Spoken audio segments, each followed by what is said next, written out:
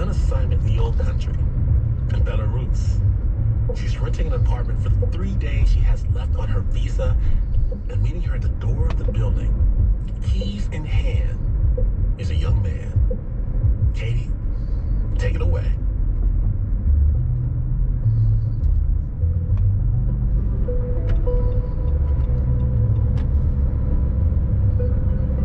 He introduces himself. His name is Boris, and we go in together. It's very old and dark, and like litter is everywhere, and I'm like, what is happening? We walk into an elevator. All of a sudden, I can smell him. Oh, I want to be near you. This has only happened to me a couple of times. As the elevator goes up, I sort of find myself leaning towards him to like drink in that smell. He was wearing headphones around his neck. He had these electric blue shoelaces. Like, these little things make me curious about him. And I'm sort of seeing all of this through the haze of being pretty exhausted. So it's significant to me that I am this interested in somebody new when I am also very interested in going to sleep. I leave the elevator first, and my brain is spinning a little bit. He literally has the apartment keys in his hands and is putting them down on the table in the apartment I'm about to stay in. Oh no, I have to find a way for this to keep going.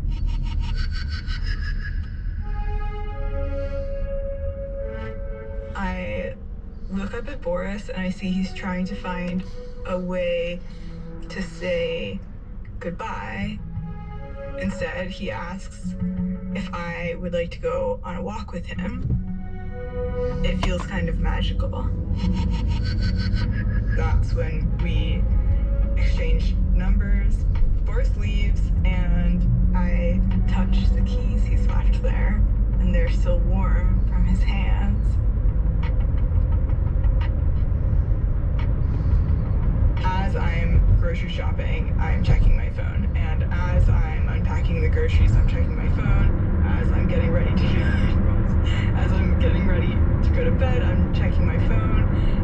Yeah, I'm feeling very antsy, waiting for this text to come. There might be some cultural differences here, and I text him, do you want to go on a walk with me? And he pretty quickly responds like, sure. I feel absolutely giddy. My head is spinning, like thinking about the future. Live here for a few months. English, travel every day, just waiting on coming back. I can find excuses to just like keep coming back to see this person that I have yet to spend more than a few minutes with. He takes me on paddle boats through the main river to the city. We start talking about books. I really love a guy who reads and like checks that box, so that's perfect. He takes me to a small amusement park and we get on a Ferris wheel, and this he seems pretty excited about. We are also locked in together on this two-person seat.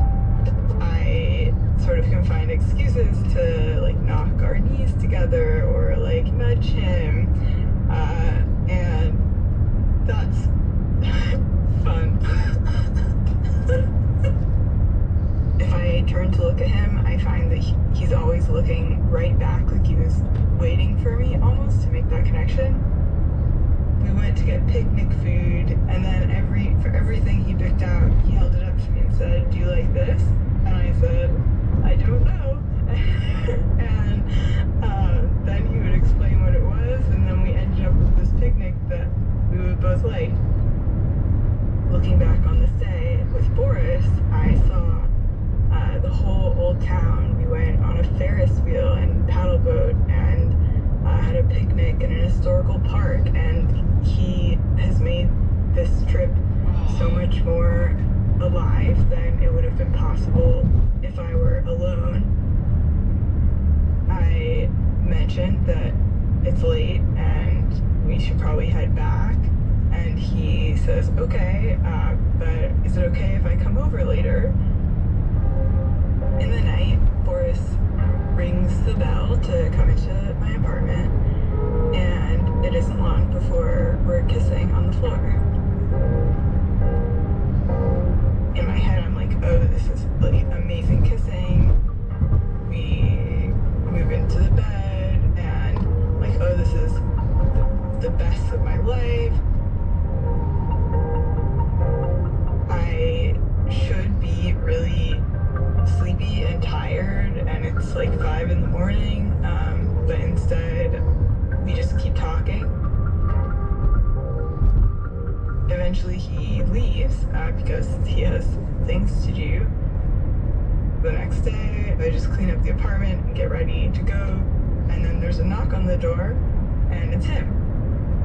I'm totally infatuated with this guy, and I am leaving the country in a few hours.